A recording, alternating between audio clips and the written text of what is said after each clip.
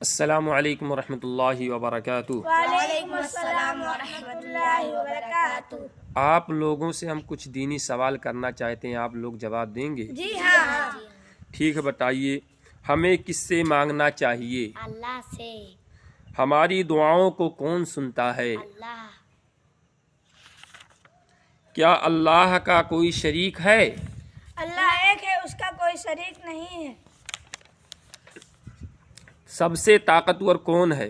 सबसे ताकत अल्लाह है। हर चीज को ताकत कौन देता है? अल्लाह देता है।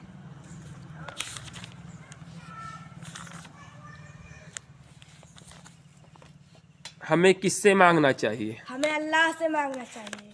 हमें रोजी कौन देता है? हमें रोजी अल्लाह देता है। हम सब की दुआओं को कौन सुनता है? हम सबकी दुआ को अल्लाह सुनता है। सबसे पहले दुनिया में कौन से